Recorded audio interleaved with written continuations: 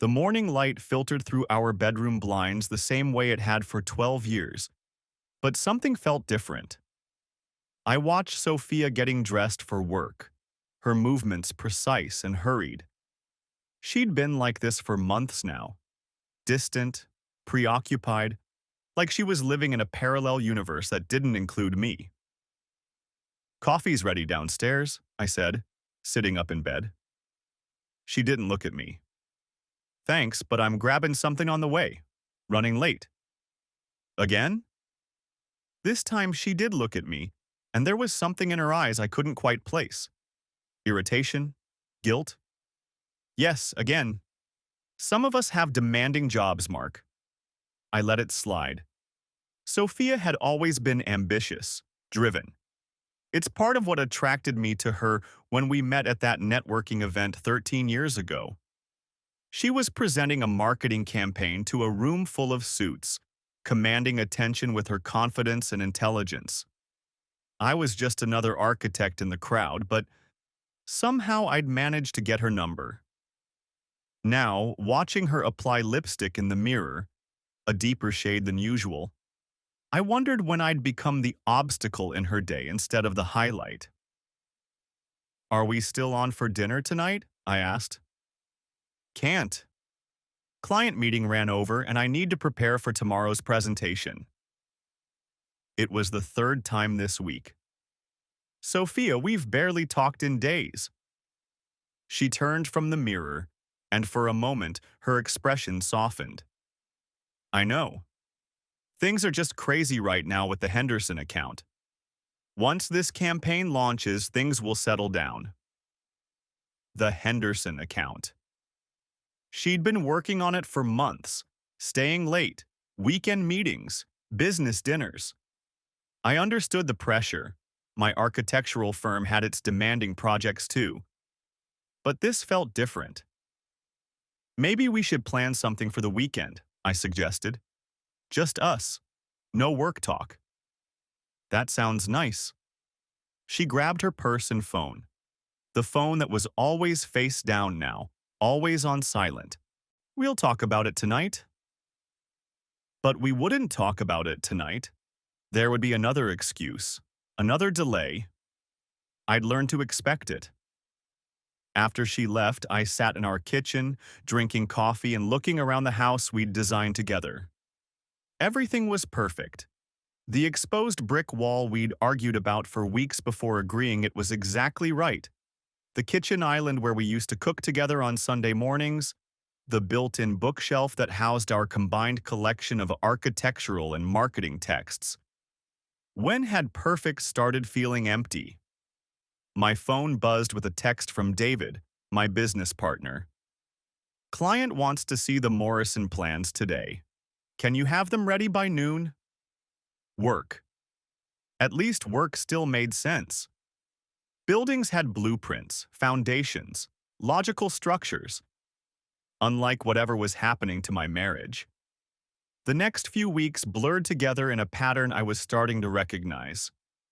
Sophia left early, came home late, and when she was home, she was somewhere else mentally. Her laugh, when it came, sounded forced. Our conversations became transactions. Who's picking up groceries? When's the mortgage due? Did you remember to call the insurance company? I started paying attention to details I'd previously ignored. The new gym membership she mentioned but never seemed to use. No workout clothes in the laundry, no sports drink bottles in the fridge. The subtle changes to her routine. New perfume, different coffee shop, meetings that always seemed to run long. One Thursday evening, I decided to surprise her.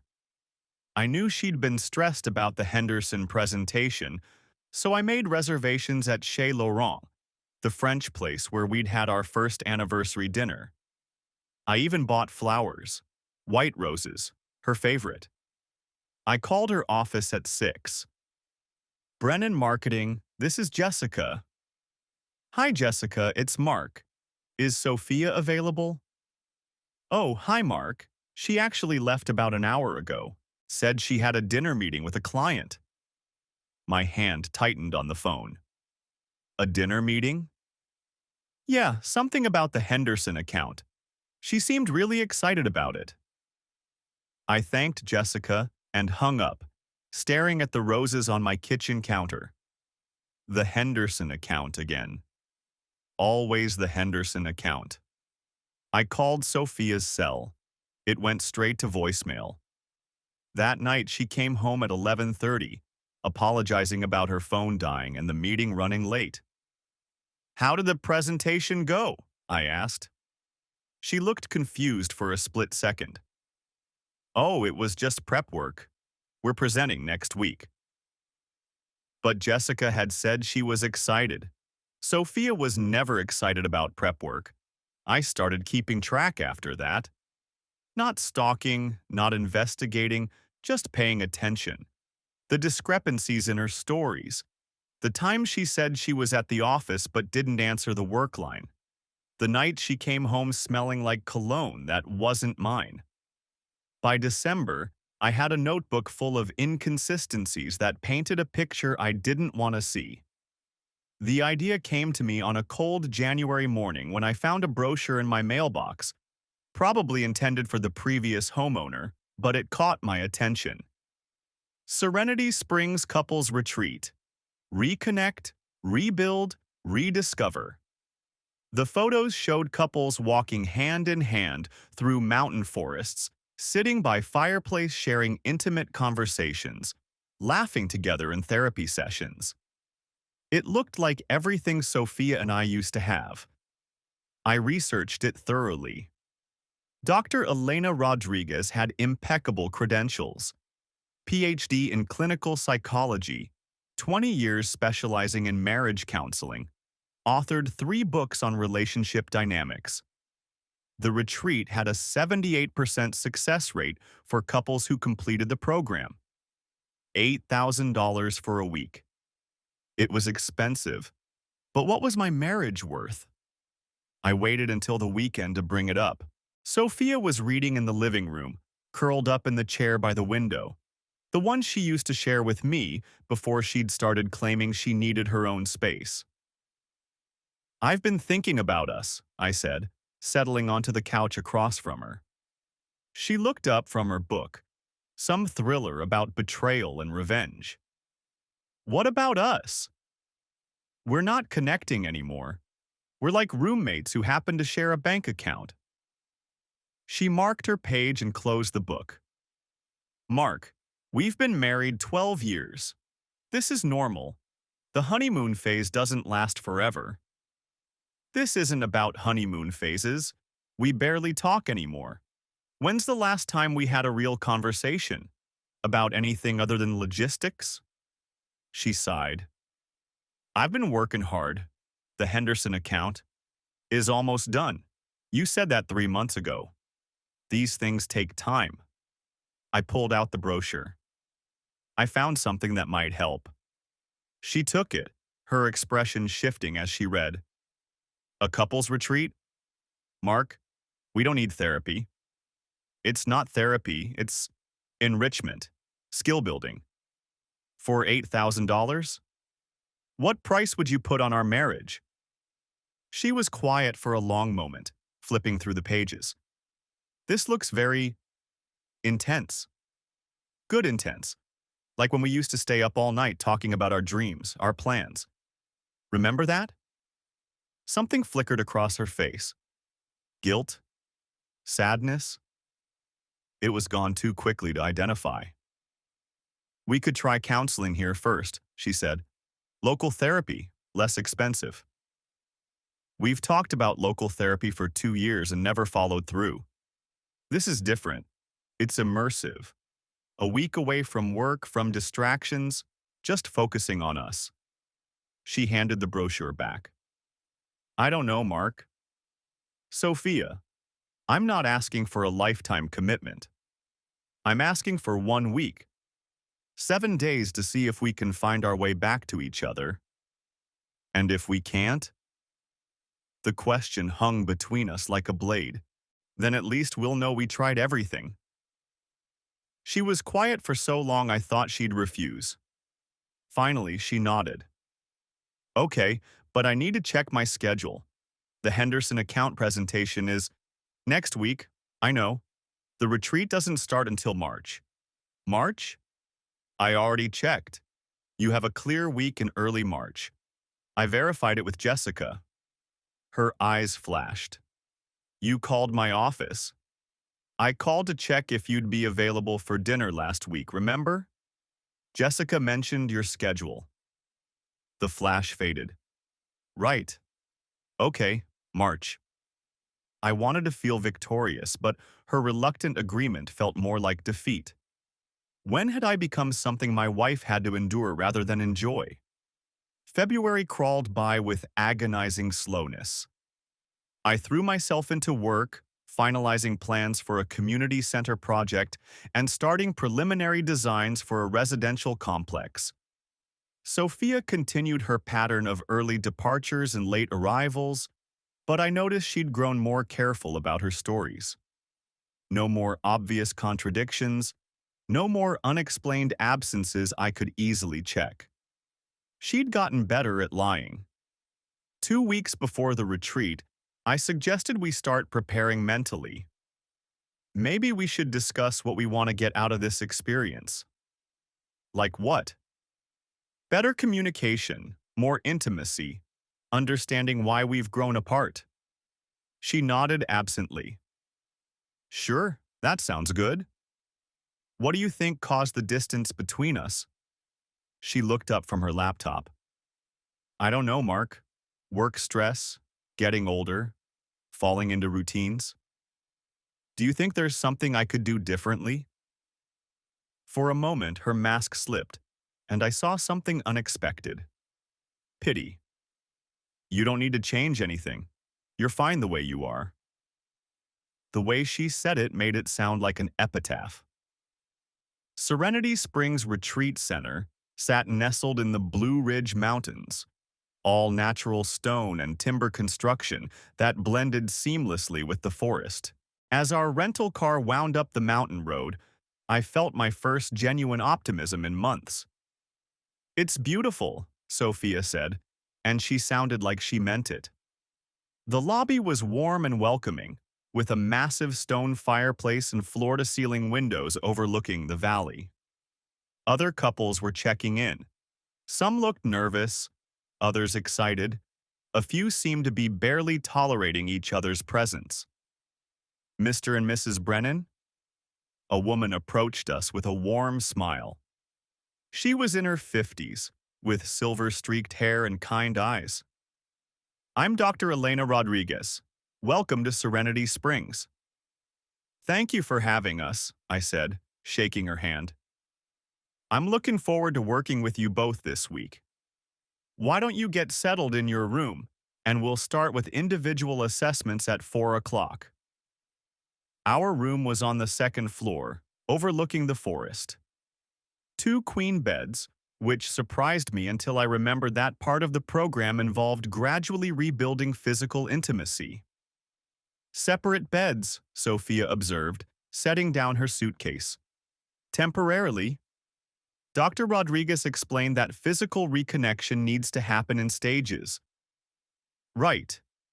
She was already unpacking, hanging her clothes in the closet with efficient movements.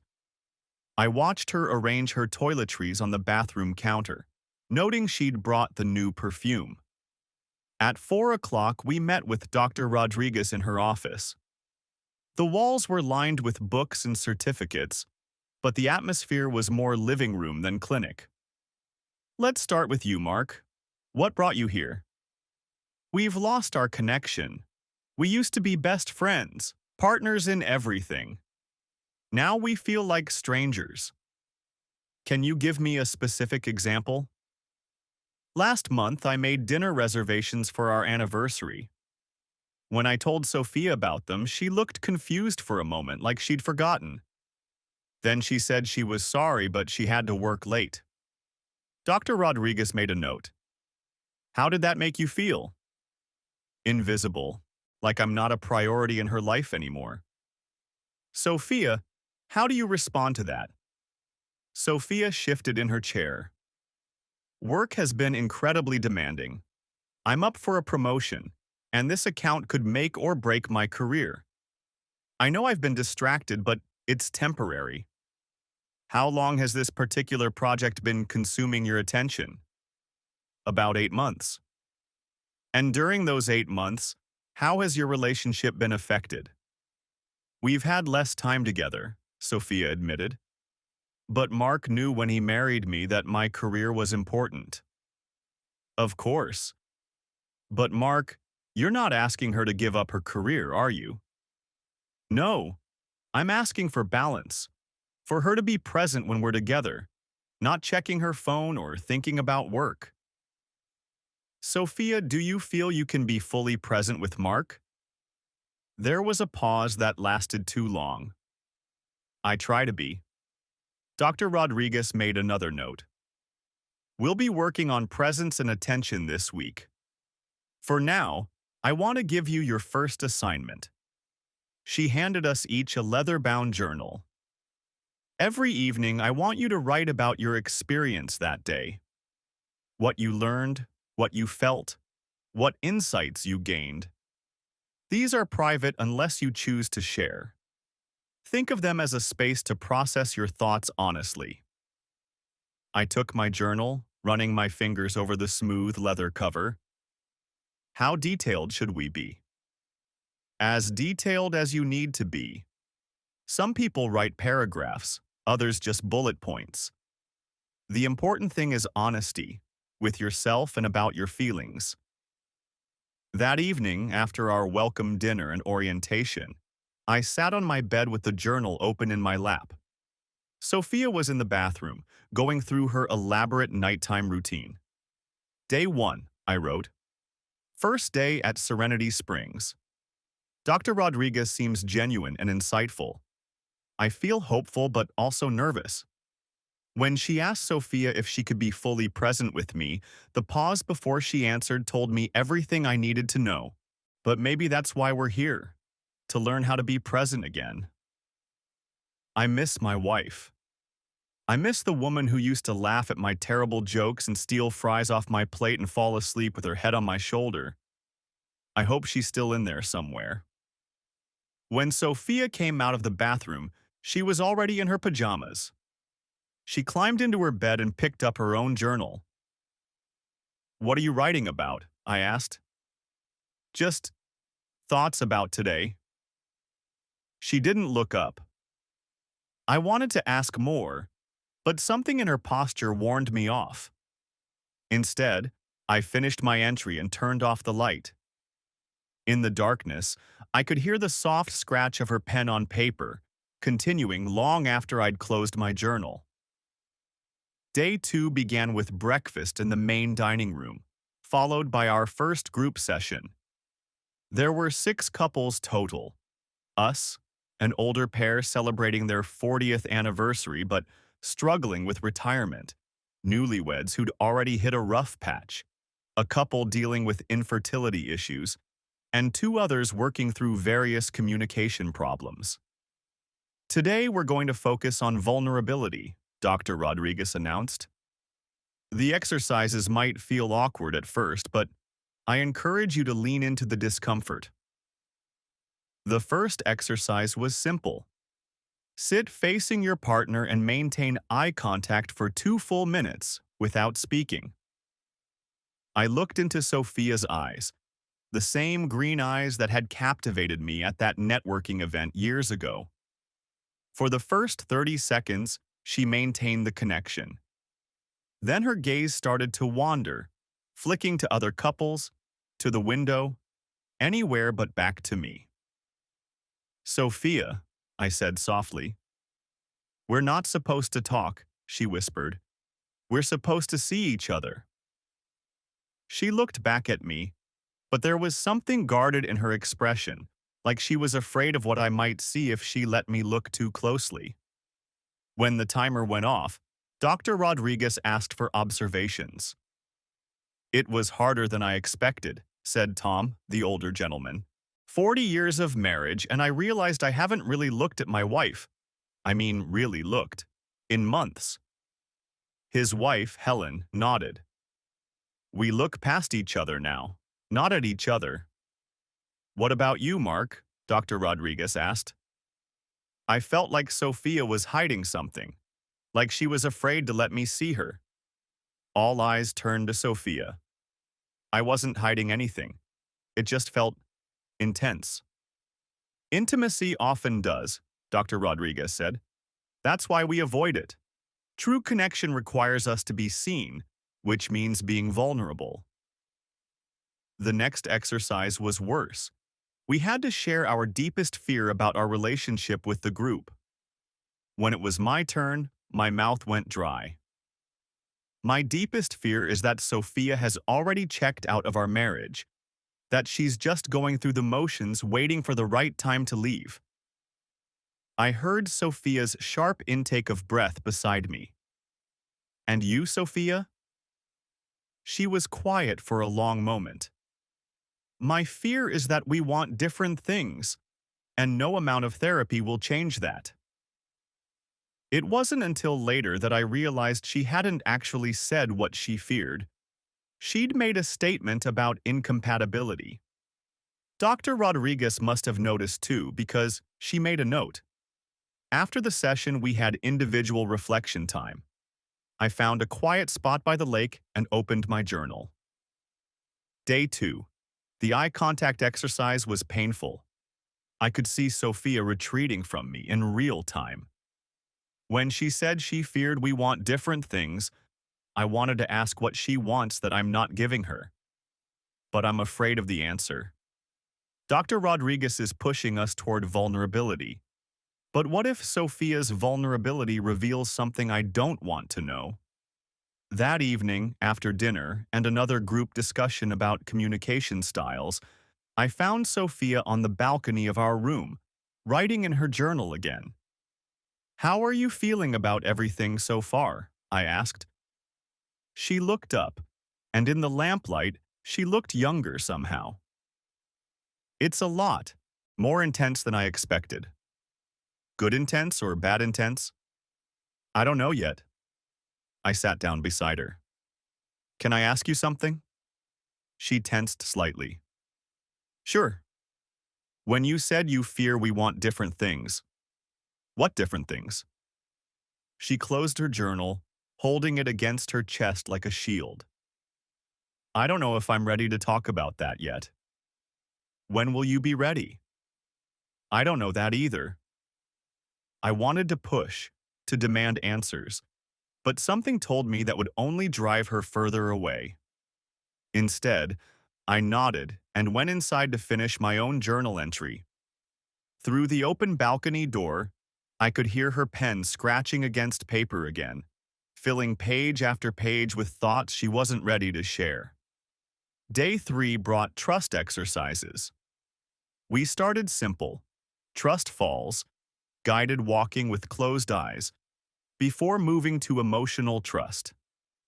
I want each of you to share something you've never told your partner, Dr. Rodriguez instructed. Something that feels risky to reveal. My heart pounded. This was it, the moment I'd been dreading and hoping for simultaneously. I'll start, said Mike, one half of the newlywed couple. Sometimes I wonder if we got married too quickly. If we really know each other well enough. His wife Sarah's face crumpled, but she reached for his hand. I've wondered the same thing. I love you, but sometimes I feel like we're playing house instead of really building a life. It was raw and honest, and exactly what this exercise was supposed to accomplish. Tom and Helen shared their struggle with feeling irrelevant to each other after their kids moved out. The couple dealing with infertility talked about how the pressure to conceive had turned their intimate life into a medical procedure. Then it was our turn. Mark? Dr. Rodriguez prompted. I looked at Sophia, who was staring at her hands. I've been tracking your schedule for months, I said.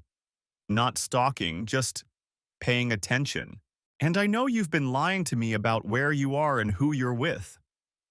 The silence in the room was deafening.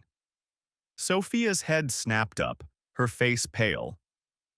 I haven't confronted you because I'm terrified of what I'll find out if I dig deeper. Part of me would rather live in uncertainty than have my worst fears confirmed. Dr. Rodriguez nodded encouragingly. Sophia? Sophia's hands were shaking slightly. When she spoke, her voice was barely above a whisper. I feel trapped in our marriage. Like I'm suffocating.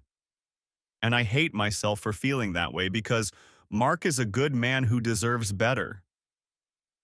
It felt like she'd reached into my chest and squeezed my heart. But there was something in her phrasing that bothered me. She'd talked about feeling trapped, not about what she'd done about those feelings. Can you tell us more about what makes you feel trapped? Dr. Rodriguez asked gently. The expectations, the routine, the feeling that I'm supposed to be grateful for a stable, comfortable life when all I want is more. More of what? Sophia was quiet for a long time. Excitement, passion, feeling alive. And you don't feel alive in your marriage? Not for a long time.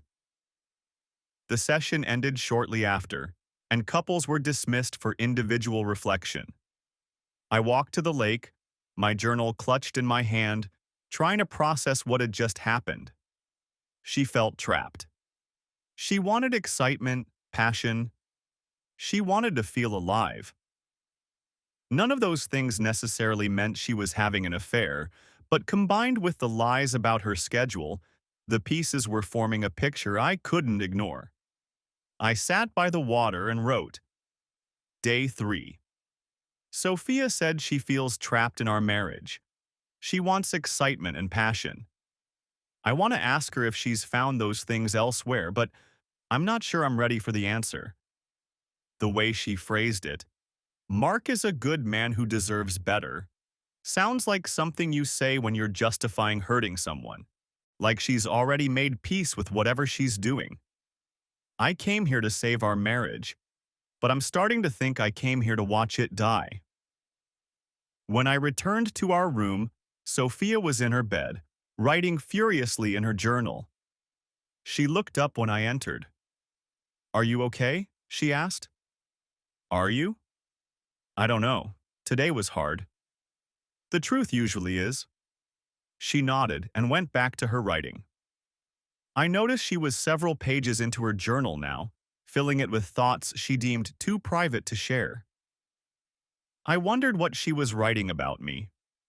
Days 4 and 5 blurred together in a haze of communication workshops, intimacy exercises, and group sharing sessions. Sophia participated fully, saying all the right things, displaying appropriate emotions at appropriate times. But there was something performative about it, like she was following a script rather than genuinely engaging. During a workshop on emotional availability, she talked about needing to be more present. In a session about rebuilding intimacy, she acknowledged that she'd been distant.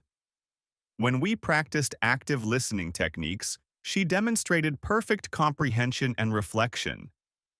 But in our room, when she thought I wasn't watching, I caught glimpses of something else.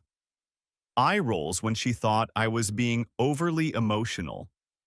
Checking her phone obsessively during breaks. Writing in that journal with an intensity that felt more like venting than reflecting. I was starting to understand that my wife wasn't just distant. She was actively contemptuous of my efforts to save our marriage. On day 5, during a particularly intense session about forgiveness and moving forward from betrayal, something cracked inside me. Dr. Rodriguez was talking about how couples could rebuild trust after infidelity, and I watched Sophia's face carefully. No guilt, no discomfort, no recognition. Either she wasn't having an affair, or she was so far gone that she felt no remorse about it. That evening, I made a decision. I waited until Sophia went to dinner, then I called David from our room. How's the couple's therapy going? He asked. It's educational. David, I need you to do something for me. Sure, what do you need? I need you to recommend a good divorce attorney. Someone aggressive but ethical. There was a pause. Jesus, Mark, that bad? Maybe, I hope not. But I need to know my options. I'll make some calls. Are you sure about this? I'm not sure about anything anymore, that's the problem. After I hung up, I sat on my bed with my journal, staring at the blank page. How do you write about the moment you realize your marriage might be over? Day 5. I called David about divorce attorneys today. I never thought I'd write those words.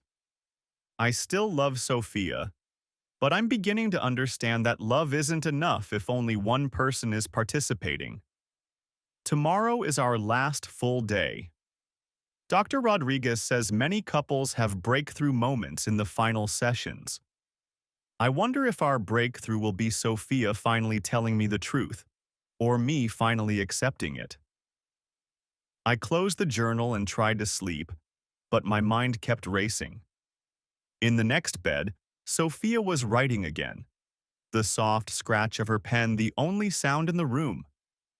Day 6 dawned gray and overcast, matching my mood. Our morning session focused on creating action plans for continuing the work after we returned home. Each couple was supposed to identify specific goals and strategies for maintaining their progress. What's your primary goal, Mark? Dr. Rodriguez asked. Honesty. Complete honesty between us about everything. And how will you achieve that? Weekly check-ins. No phones during designated couple time. Full transparency about schedules and activities. Sophia, what's your primary goal? Better communication, making sure Mark feels heard and valued. It was a good answer, a safe answer, an answer that revealed nothing about her actual intentions. And how will you achieve that? Active listening, more intentional time together, being fully present instead of distracted by work. Dr. Rodriguez made notes. These are excellent goals. Now, I want you both to commit to them publicly, here in front of the group. One by one, the couples made their commitments. When it was our turn, I looked directly at Sophia. I commit to fighting for our marriage with everything I have, to being vulnerable, honest, and patient as we rebuild our connection. Sophia met my eyes. I commit to being the wife Mark deserves, to putting our relationship first and working through whatever challenges we face together.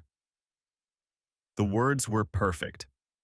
The delivery was flawless, and I didn't believe a single syllable. After the session, we had mandatory solo reflection time.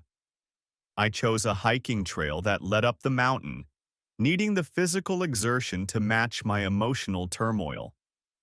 When I returned an hour later, I was surprised to find our room empty. Sophia was probably at the meditation garden or the library. I decided to take a shower before our final group dinner.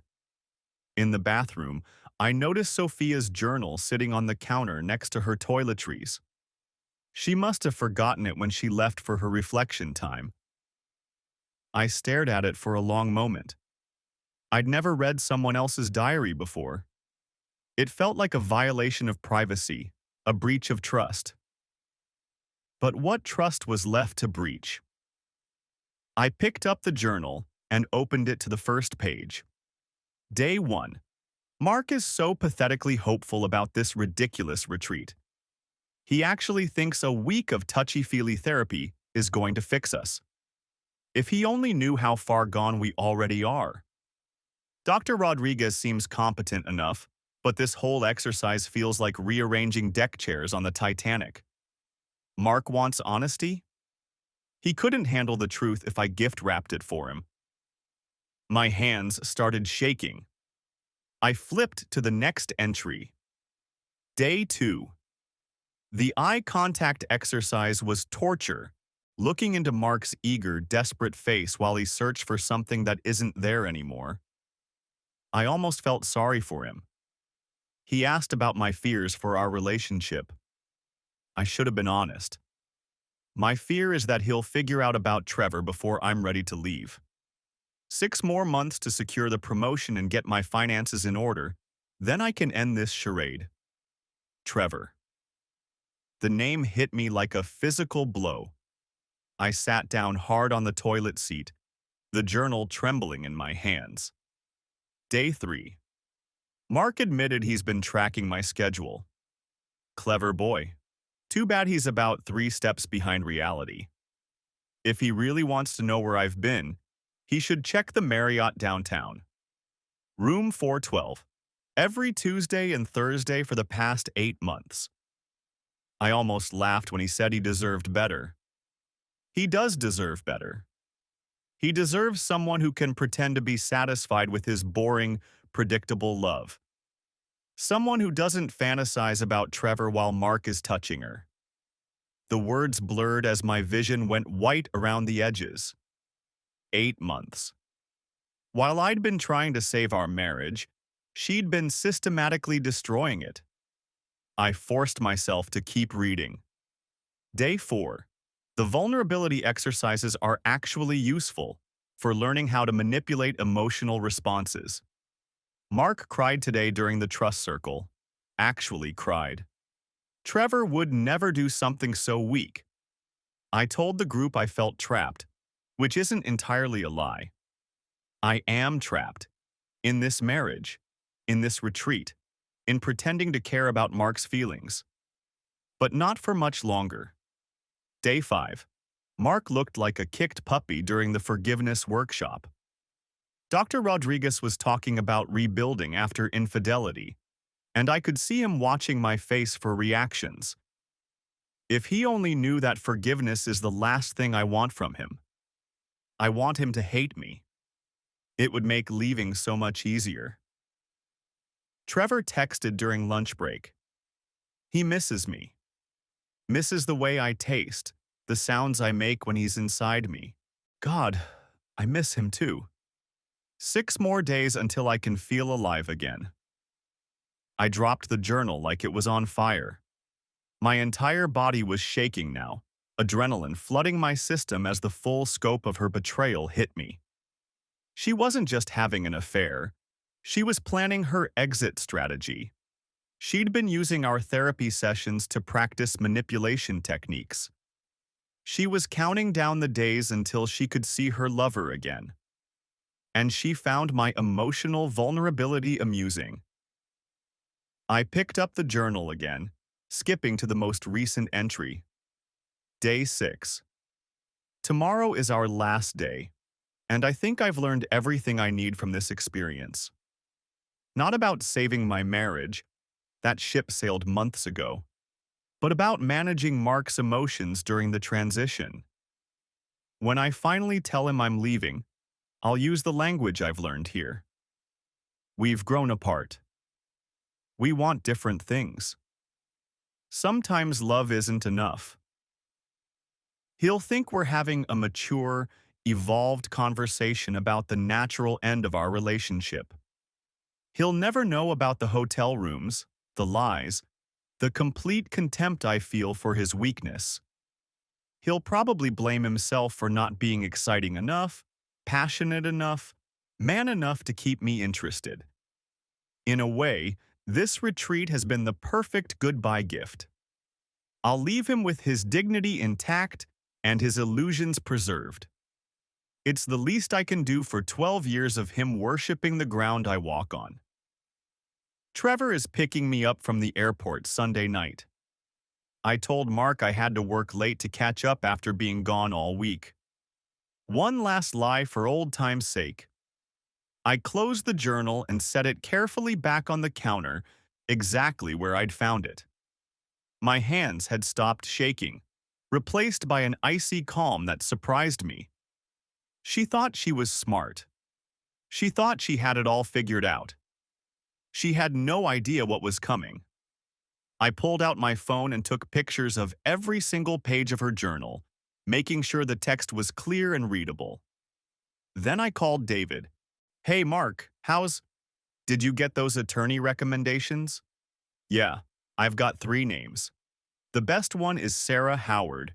She specializes in high-conflict divorces and has a reputation for being thorough.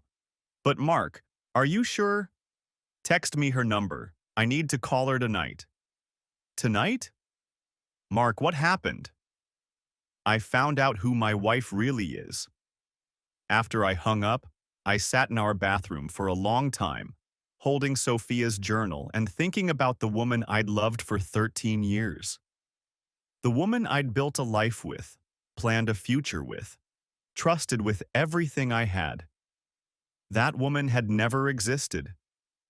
The person who'd written these entries was a stranger wearing Sophia's face.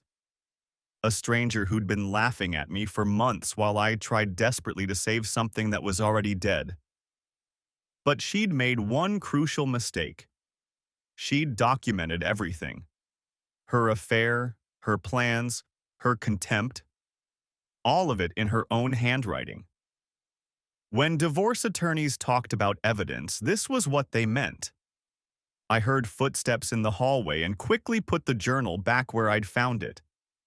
A moment later, Sophia entered the room, looking relaxed and peaceful. "How was your reflection time?" she asked. "Illuminating," I said. "I learned a lot about myself today." "That's wonderful. I'm glad this experience has been helpful for you." She picked up her journal from the bathroom counter and settled onto her bed to write.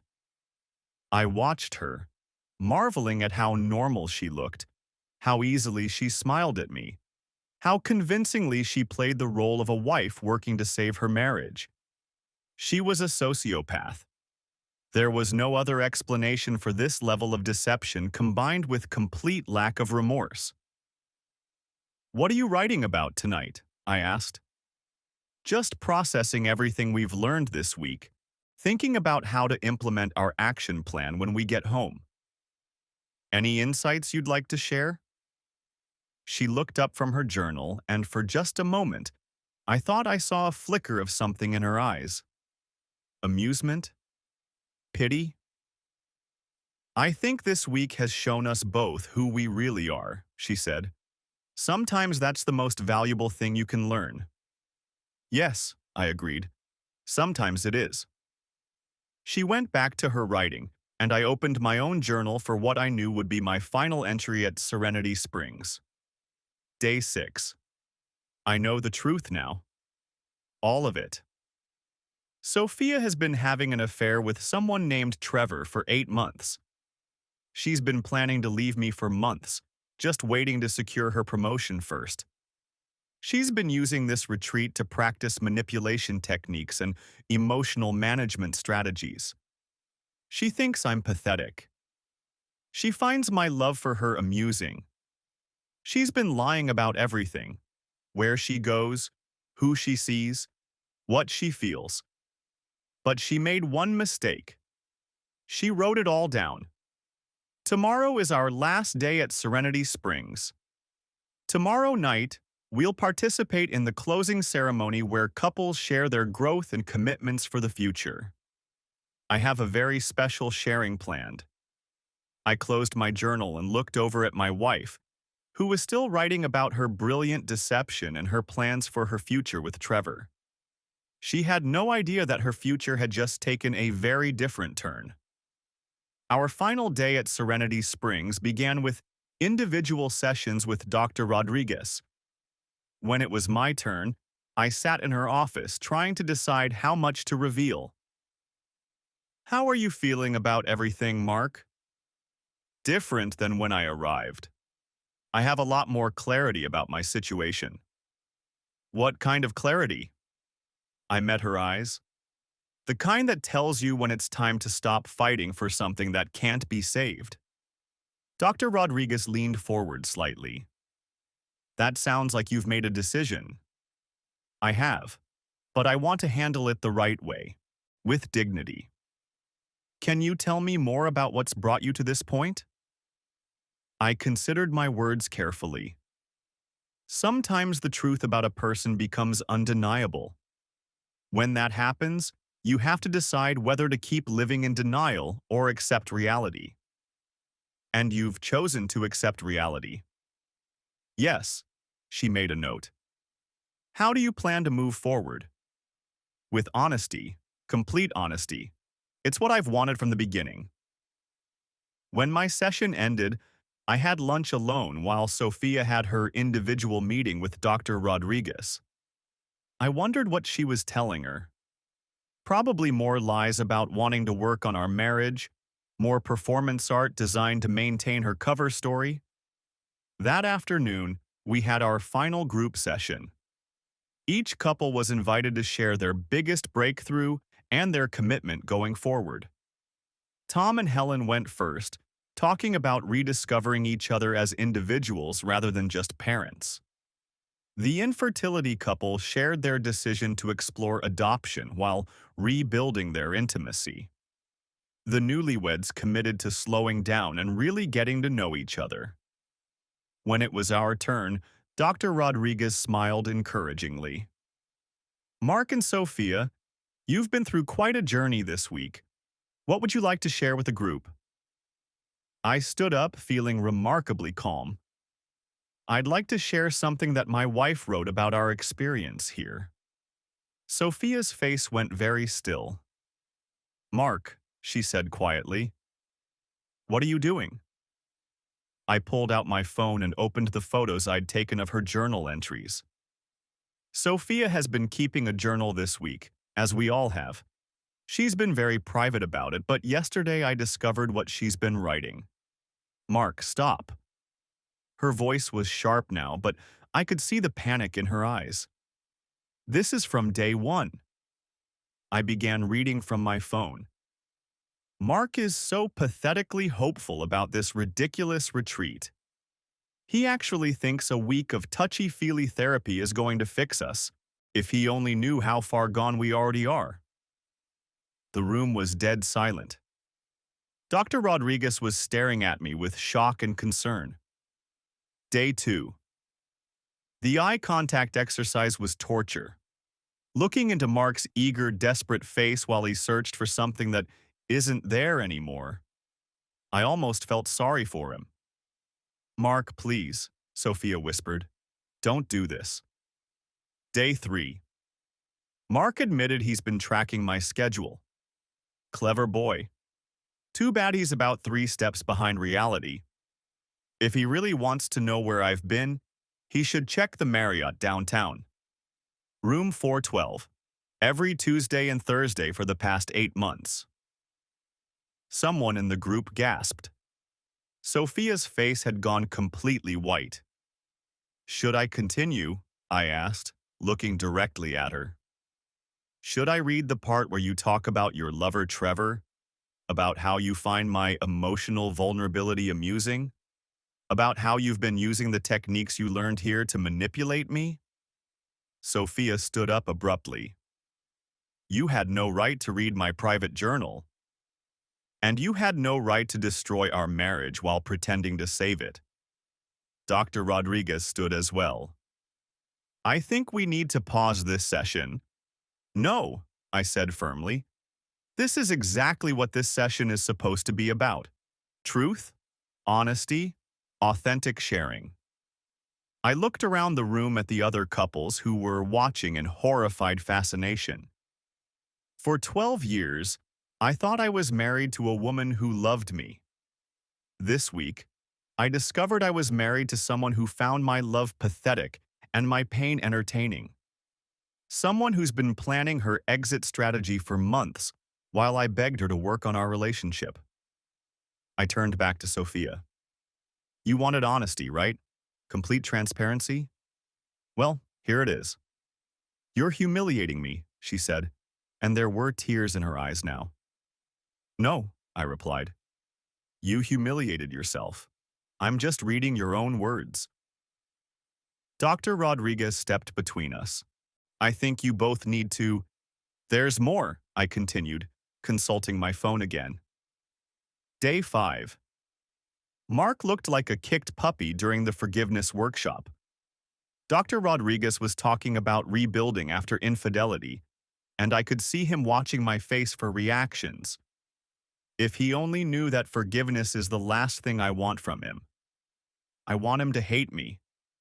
It would make leaving so much easier. Sophia sank back into her chair, her head in her hands. Day 6. Trevor is picking me up from the airport Sunday night. I told Mark I had to work late to catch up after being gone all week. One last lie for old time's sake. I put my phone away and looked at my wife, soon-to-be ex-wife, with something approaching pity. You thought you were so smart. You thought you had it all figured out. You were going to use the language you learned here to give me a mature, evolved breakup speech that would leave my dignity intact and my illusions preserved. I shook my head. But you made one mistake, Sophia. You wrote it all down. Every lie, every betrayal, every moment of contempt you felt for me while I was trying to save our marriage. You documented your own character. The room was absolutely silent except for the sound of someone crying. I think it was Helen.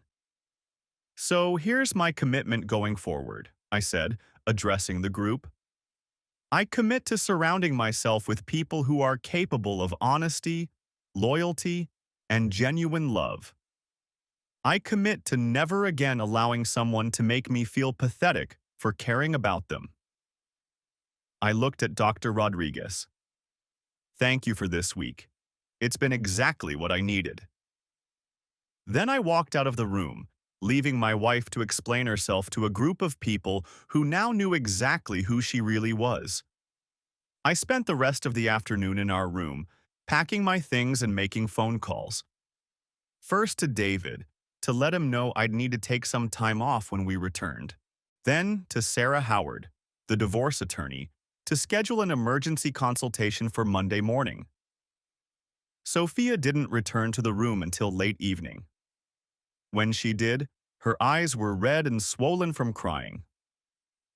Everyone knows, she said quietly. Yes.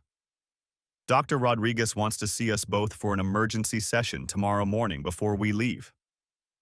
There's nothing to discuss. Your journal made your feelings perfectly clear.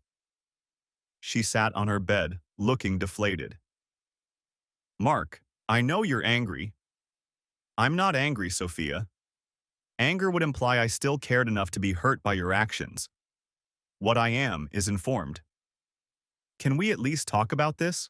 Try to work through it? I stopped packing and looked at her. Work through what? Your 8-month affair? Your complete contempt for me? Your plan to manipulate me into thinking our divorce was a mutual decision? I never meant for you to find out this way. You never meant for me to find out at all. You were going to string me along for 6 more months while you secured your promotion, then deliver your rehearsed breakup speech and walk away clean. She was crying again. I know I hurt you. You destroyed me. There's a difference. Please, Mark, we can try couples counseling, real counseling, not a retreat. We can work through this. I zipped up my suitcase and set it by the door. Sophia, you wrote that you wanted me to hate you because it would make leaving easier. Well, congratulations. You got your wish. I didn't mean that. I was just venting, processing difficult emotions. For 8 months? You've been processing for 8 months while sleeping with another man and laughing at my attempts to save our marriage. She had no answer for that. I'll be sleeping in the lobby tonight, I said. We'll drive home tomorrow, and then we'll never have to see each other again except through attorneys. Mark, please. Your lover Trevor is expecting to see you Sunday night, right? Don't let me keep you from that appointment. I picked up my suitcase and headed for the door. How long have you known? She asked suddenly. I turned back. Known what? About Trevor, about the affair. I suspected for months. I knew for certain yesterday when I read your journal. Are you going to tell his wife? The question surprised me. He's married. Yes. 2 kids. Jesus, Sophia? You're sleeping with a married father? It's complicated. No, it's not. It's simple. You're selfish. You want what you want, and you don't care who gets hurt in the process. I opened the door. But to answer your question, yes, I'm going to tell his wife. She deserves to know who she's married to, just like I deserve to know who I was married to. I left her sitting on the bed, still crying, and went to spend my last night at Serenity Springs in the lobby, planning the end of my marriage. The drive home was 7 hours of uncomfortable silence. Sophia tried several times to start conversations about our plans for the house, about telling our families, about handling this maturely, but I wasn't interested in her management strategies. At one point, about 3 hours into the drive, her phone rang. The caller ID said, Trevor M. She declined the call. It rang again 10 minutes later. Answer it, I said. Mark, answer it. I want to hear you lie to him too. She declined the call again, then turned her phone off completely. When we reached our house, my house, I corrected myself, I carried my bags inside while Sophia sat in the car, making phone calls. By the time she came inside, I had already removed my laptop, important documents, and personal items to the guest bedroom. I'd also called a locksmith to come Monday morning. What are you doing? She asked. Protecting myself. You'll have until Friday to find somewhere else to live. You can't just kick me out. I live here too. Actually, I can. The house is in my name only. I bought it before we were married. Her face went pale. Mark, be reasonable. We need to discuss division of assets, living arrangements. We'll discuss everything through attorneys. Sarah Howard is representing me. You should find your own lawyer. Sarah Howard? She's a shark. Why would you hire someone like that? Because I married a shark. It seemed appropriate. She stared at me for a long moment. You're really going to make this as difficult as possible, aren't you? I'm going to make this as honest as possible. Something you seem to have trouble with. That evening, while Sophia was upstairs packing some of her things, I did something I'd been putting off. I looked up Trevor's last name in Sophia's phone contacts and found his full information. Trevor Morrison, married to Jennifer Morrison, father of 2 elementary school-aged children. He worked at Brennan Marketing as a senior account director, Sophia's direct supervisor. I found Jennifer Morrison on social media. She looked like a nice woman. Teacher, volunteer soccer coach, posted pictures of family vacations and her kids' school events. She had no idea her husband was spending Tuesday and Thursday evenings in hotel rooms with his subordinate. I wrote her a carefully worded message, explaining who I was and suggesting she might want to have a conversation with her husband about his relationship with his employee Sophia Brennan. I included screenshots of the relevant journal entries with a note that I was sorry to be the bearer of such difficult news. Then I sent it. 30 minutes later, my phone rang. Unknown number. Is this Mark Brennan? Yes. This is Jennifer Morrison. I just got your message.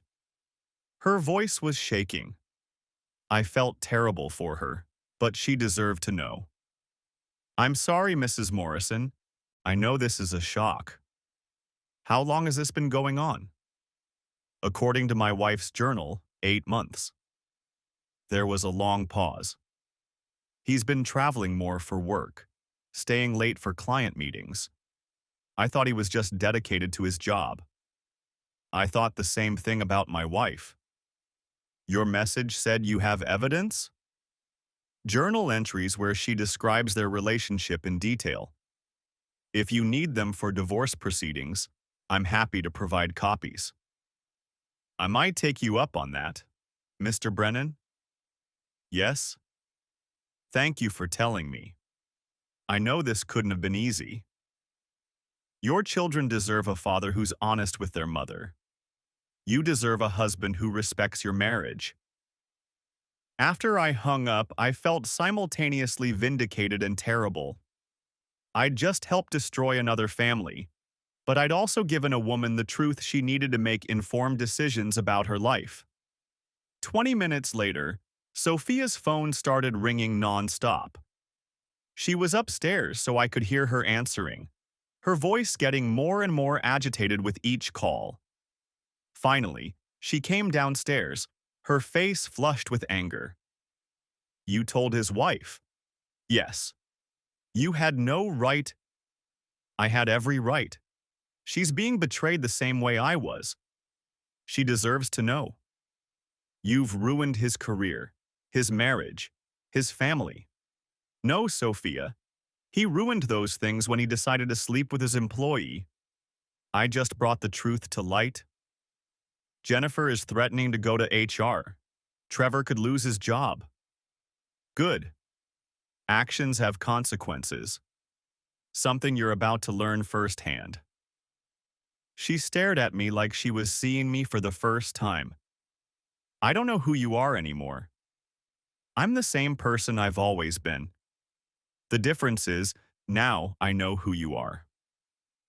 That night, I lay in the guest bedroom listening to Sophia pace upstairs, her phone ringing constantly.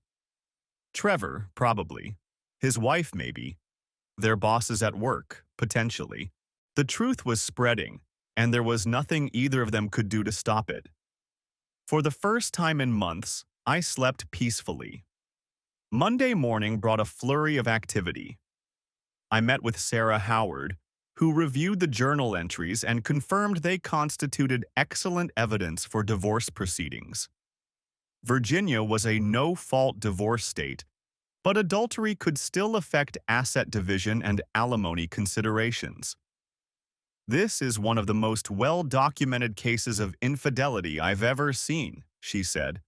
Your wife essentially created a detailed confession. We can use this to ensure a very favorable settlement. I don't want to be vindictive, I said. I just want to be free of her with minimal financial obligation. That's reasonable and achievable. With this evidence, she'll be in no position to make demands. While I was at the lawyer's office, Sophia was apparently at work, dealing with the fallout from Jennifer Morrison's complaint to HR. By noon, both she and Trevor had been suspended pending investigation. Sophia called me at 2 o'clock, sobbing. They suspended me, Mark. They're treating this like sexual harassment because he's my supervisor. Is it sexual harassment? No, it was consensual. Then you have nothing to worry about. My career is ruined. Everyone at work knows. Everyone. Yes, that tends to happen when you sleep with married men. Please, Mark.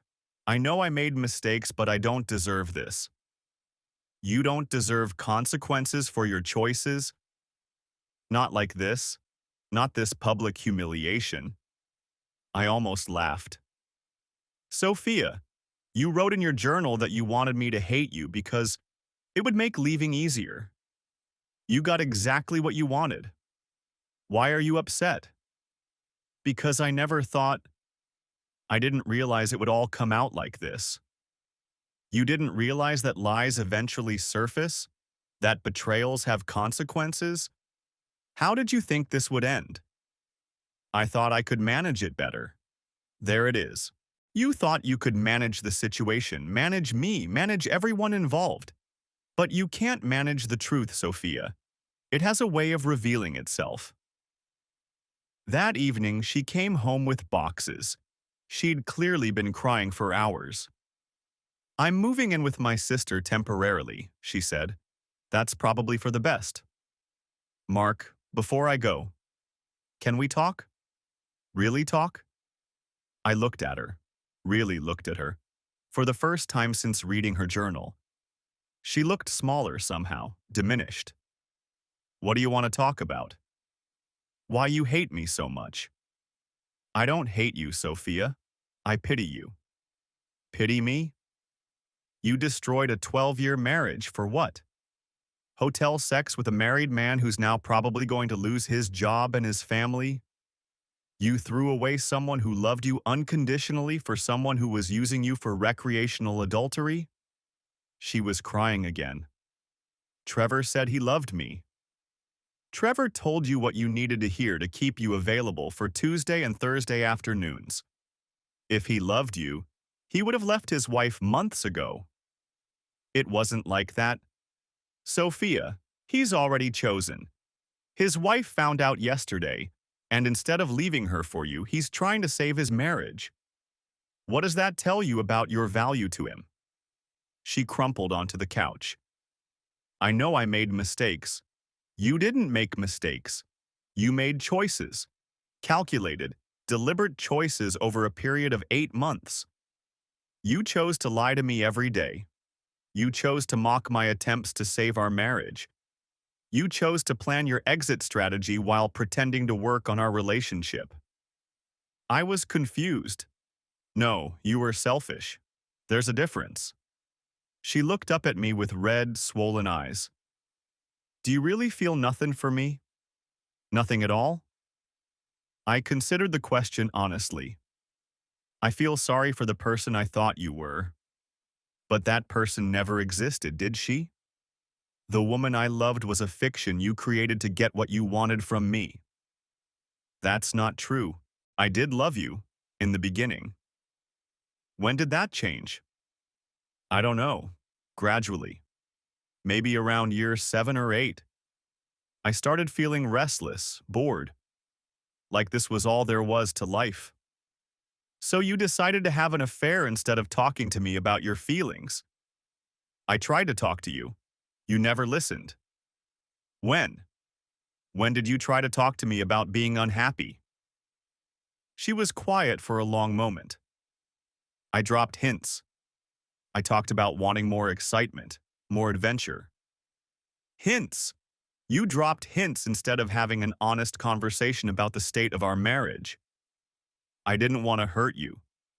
So instead you hurt me in the worst possible way. She started crying harder. I know. I know I handled everything wrong. But Mark, we were happy once. We were good together. We were never good together, Sophia. I was good to you, and you allowed it because it served your purposes. But you were never good to me. This week just made that obvious. Can't we try again? Can't we go to real counseling and work through this? I looked at her sitting on my couch, surrounded by boxes of her belongings, begging for another chance to deceive me. Sophia, you wrote in your journal that you felt trapped in our marriage. Well, now you're free. Isn't that what you wanted? Not like this.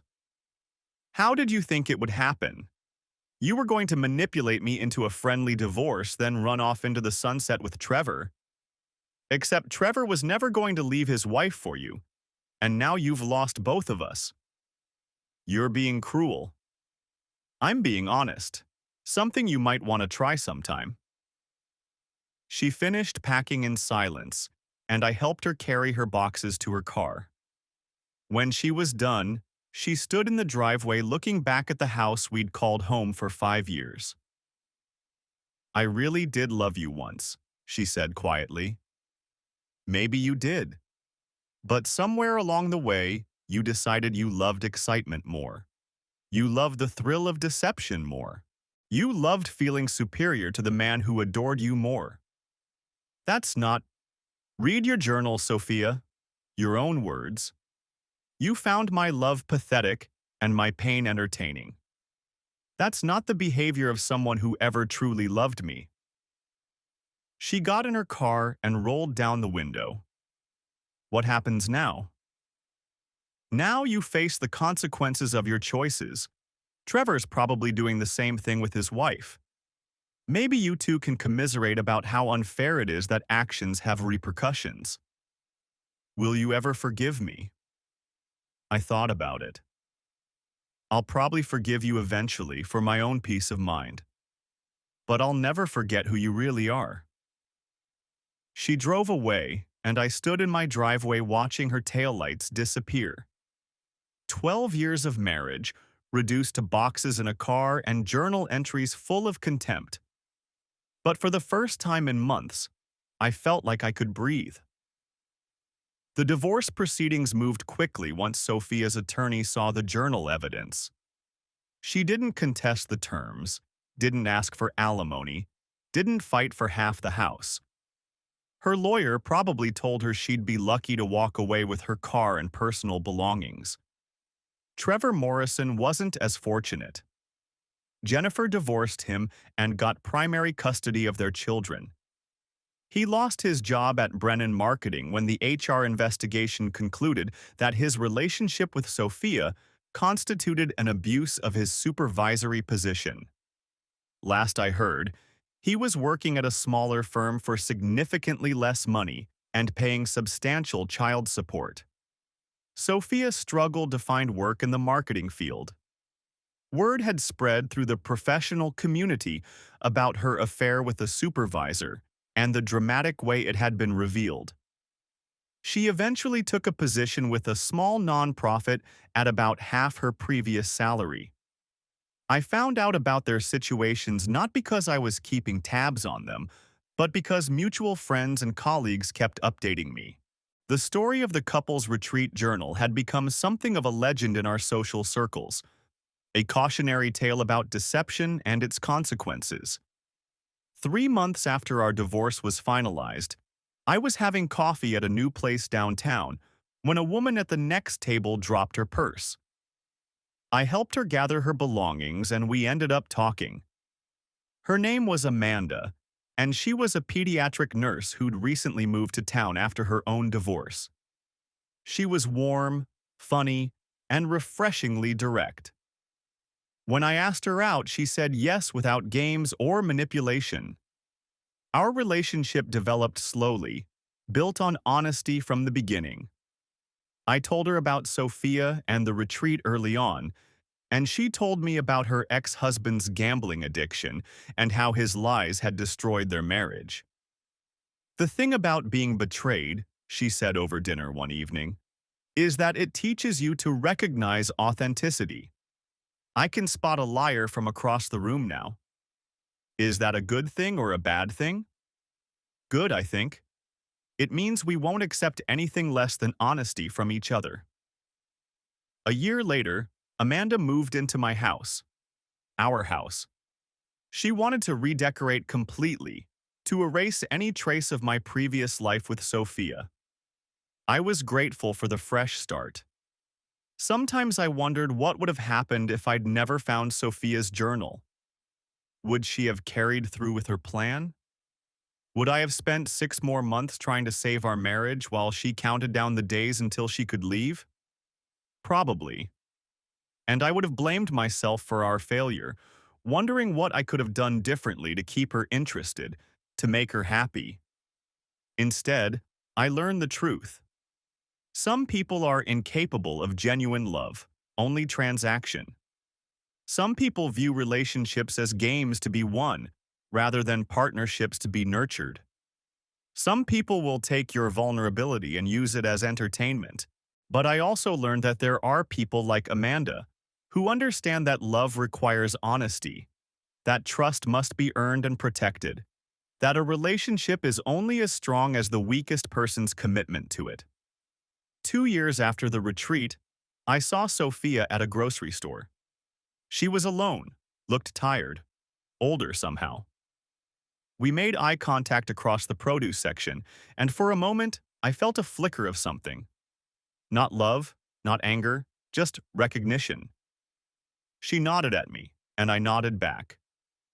Then we went our separate ways. I thought about her occasionally after that. Wondered if she'd learned anything from the experience, if she'd found whatever she was looking for when she destroyed our marriage. But mostly, I was grateful. Grateful for that forgotten journal in the bathroom at Serenity Springs. Grateful for the truth, painful as it was. Grateful for the clarity that came from finally seeing someone clearly instead of through the lens of wishful thinking. The retreat had promised to help couples reconnect, rebuild, and rediscover each other. In a way, it had delivered exactly what it promised. I'd rediscovered who my wife really was. And that discovery had set me free. Most importantly, I'd learned to trust my instincts again. When someone shows you who they are through their actions, believe them.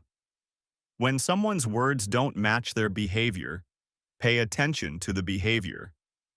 When someone treats your love like a joke, stop performing for their amusement. Amanda and I got engaged on the anniversary of my divorce being finalized. Not because of the date, but because that's when I finally felt ready to trust someone with my heart again. At our engagement party, someone asked me if I regretted the time I'd spent with Sophia, if I wished I'd never married her. No, I said, surprising myself with the honesty of the answer. I learned what real love looks like by experiencing what it doesn't look like. I learned to value honesty by living with deception. I learned to recognize authenticity by being fooled by performance. So you're grateful for the experience? I looked at Amanda, who was laughing with her sister across the room, and felt that familiar warmth that comes from being with someone who sees you clearly and chooses to love you anyway. I'm grateful for where it led me, I said. Sometimes the worst thing that happens to you is actually the best thing that happens to you. You just don't know it at the time. The retreat had been expensive, $8,000 for a week that ended my marriage. But it was worth every penny. Truth always is.